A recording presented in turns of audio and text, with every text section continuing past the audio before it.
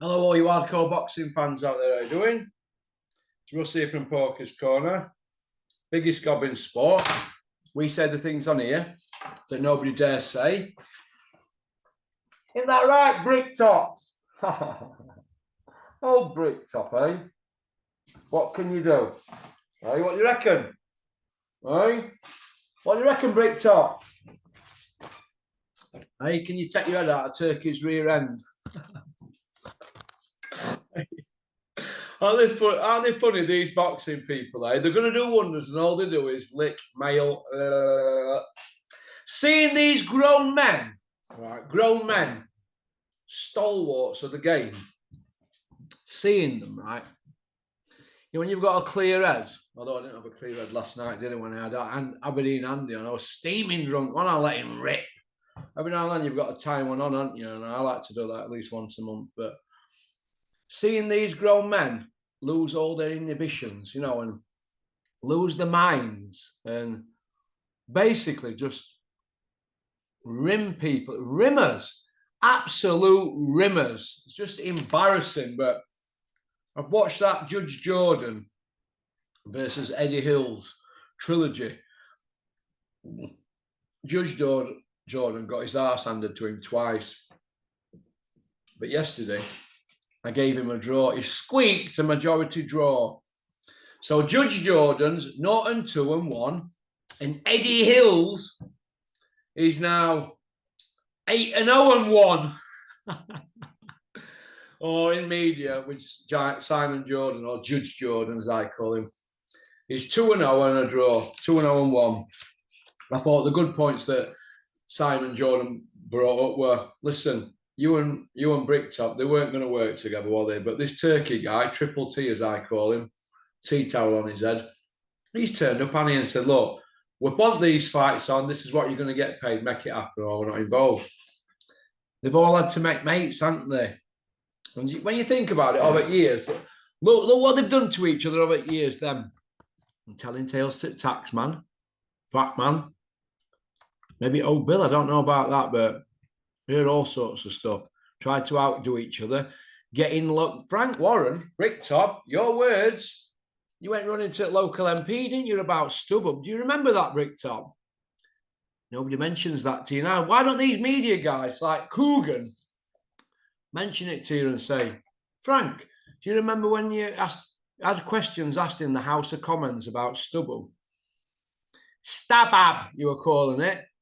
Not many years later, you were working with Stubble yourself. I know Stubble are not involved now as like they were, but you were involved in all that, weren't you, Bricktop, trying to bring Eddie down. And I don't doubt that there's been other stuff going on behind the scenes where they've tried to do you down and blah, blah, blah, blah, blah. And now all of a sudden, for a few quid, they lose their mind. So let me just give Big Ron a shout out, because I've roasted him last few weeks. Big Ron, Fight Zone. Should be called Shite Zone, really, shouldn't it? But Big Ron, we're going to give you a shout out. Fight Zone. But there's no fighting going on, is there? Hey, it is what it is. Eddie's not changed, though, has he, really? He's a slave to a pound note, isn't it? These people would sell their souls, wouldn't they, for money? Well, we have to do our best for our clients. Our job's to generate money and blah, blah, blah. Yeah, generate money for your fucking self, mate. So, but Eddie, you wouldn't give Bricktop a leg up back in the day, would you? Well, he's give you one. Do you know why? You both needed each other. I mean, all that shaking hands and all that, and well, George has been buffer between us, and Spotty Frank's been involved, and everybody's working together for the sake of boxing. No, no, no, no, no. You're working together for the sake of that money. That's all it is, money. But it is what it is, isn't it? Soon you'll all be doing misfit fights, and it'll all be as one. I mean, we've already got that Sam Jones running about, haven't we? Yeah, bigging these influencers up and this, that Sammy Ahmad and all that, and going on about why is a board registered manager going on about misfits on interviews and stuff like that? What are you on about? You'd sell your soul, wouldn't you? Sell your granny. Unbelievable. But like I've just said there, Eddie's greedy, innit? And do you know what? Being a slave to a pound note, that'll be a downfall, that. I've said it before and I'll say it again. These lot will put you in as look at you. If you were co-accused of these lot and you think, yeah, we're going to have our trial, come on, let's do the business. It'd be a Sammy the Bull Gravano job, wouldn't it? You'd be took out of jail at middle at night, took somewhere safe, and you'd be star witness, wouldn't you? That's what these lot would do to you. I've seen it many times. Many times. Many times. 6, 7, 8 times. Not so much moved from prison to safe houses when I was doing porridge, but read depositions of people's cases in prison because that's all there is to do in there, isn't it? You know what I mean? There's nothing else to do besides, I don't know, press ups in your cell and read a lot of books, write to your bird. There's nothing else to do, is there? Battle people, have a pot noodle stashes, but that's about it, really. But look, if Daniel Dubois beats Joshua, where's Joshua go? Well, they go running for the Fury fight, won't they? It's still there. Eddie's going to ring as much as he can out of Joshua. He's already a busted flush. Colin Hart's not saying that now, though, is he? Colin Hart was screaming that Joshua a busted flush years ago. Not saying it now, are you, Colin? Do you know why? Because everybody's working together, aren't they? Everybody's working together. We all want to be friends to the end, like Chucky. That's what it is, isn't it? Friends to the end. But Eddie, please stop with all this. Sorry for when Anthony beats Dubois, he's a 3-time world champion. Yeah, 3-time paper champion, and you're putting him in bracket with Ali and Holyfield and people like that. I think Holyfield's 4-time in it. Look, Ali's got 16 wins over world champions. Joshua, if he beats Dubois, has got 6. Right? But look at the wins. I mean, Ali were doing it when they were one daddy. Now there's all sorts of belts all over the place. Snake belts all over the shop. Everybody's got a belt. You want a belt? Unbelievable. I used to say to Big Ron, oh, it's a pity not that fight there can't be made because they want a belt, that manager that's been on phone. And Dennis would say, ring him back and tell him I'll get him a belt. So, well, what kind of belt? They're all took for, oh, well, don't worry, I'll just ring IBF and we'll get one. Well, it does happen, doesn't it? Eh? Cash Ali's got an IBF European, and Tommy Frank inventing belts. Go and look, and then click on the bit where it says one box, right? Click on the bit where it says IBF European.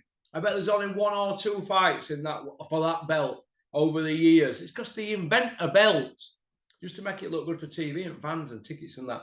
Yeah, let's invent a belt. I was like, what can you do that? How naive were I? Unbelievable. So it is what it is, isn't it? But Joshua being a 3-time world champion if he beats Dubois, don't mean shite to me. Dubois already saying he's a 2-time world champion. He was WBA regular, now IBF upgraded. He's palming himself off as this 2-time champion. So if Joshua beats Dubois and Dubois comes up comeback trail and ends up picking up a WBO interim and gets upgraded, is he a 3-time champion like Ali? You see where I'm coming from? You see where I'm going with this, aren't I? I could tell all sorts about boxing. I could do a book and they'd be on their knees, let me tell you. But it is what it is. I don't really know what to say about it, to be honest. They're not in Lennox's Lewis's league, are they? What's he? 14 wins as world champion. Beat everybody he fought. Come on. Hey? 3-time champion, Joshua. Busted flush, Colin Hart saying. Or he was saying. Colin, why aren't you saying it now? Hey, you dinosaur with a bad wig. Josh Kelly against Liam Smith. I think that's a great fight. I think Liam Smith's finished, though. And I mean, really finished. Liam Smith, a former world champion. You couldn't make that up, could you? Who's Liam Smith's best win? Eubank. Who's Eubank's best win? Liam Smith. Both multi-millionaires. Multi-SoFly, swimming in Chochai. Liam Smith should get on his knees and crawl to Joe Gallagher's gym and say, thank you, Joe. Without you, I'd be playing Sunday League football and working in a factory. You know what I mean? Pit like me, really, but I don't play Sunday League football. I've got Josh Kelly to win, but when you look at it, it's like a 50-50 fight. But what I'm worried about is Josh Kelly. He was a welterweight a couple of years ago, wasn't he? He's just fought at 153.5 pounds his last fight.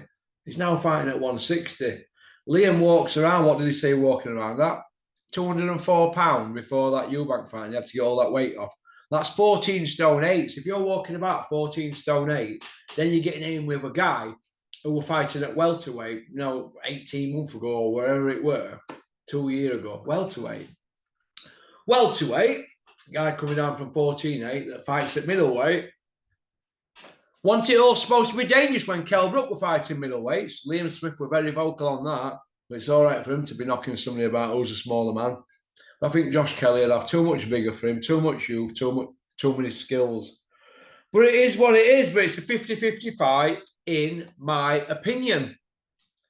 But like I just said there, it is what it is, isn't it? It's boxing, isn't it? It's the wild, wild west. So, okie dokie. Boxersinneed.com. www.boxersinneed.com. Go and have a look at that. And go and have a look at Porky's International. Our sister channel, give Big Ron a shout out for his company, Shite Zone. Big Ron. Big Ron, come see me. Hey, Big Ron, why don't you get at it in ring, eh? I don't mind giving 3.5 stone away against you. All them little cracks you used to give me up there, little digs in ribs. I think I'll give you some back, Ron, eh? We'll have a ref. What do you reckon, Ron? Hey, I'm 54 in October. You're the same age as Kevin, aren't you? 62. You're 62, Ron. A 54-year-old against a guy 62. Come on, Big Ron, let's get gloves on. Okie dokie. Thanks for liking and subscribing. And leaving a comment. Max, give me a ring. I've heard you've grown a pair of tits. Go on, peace out. Before I go, though, I hope Jack Massey punches OPT upside down. And do you know, when he does, as far as I'm concerned, he's pound for pound.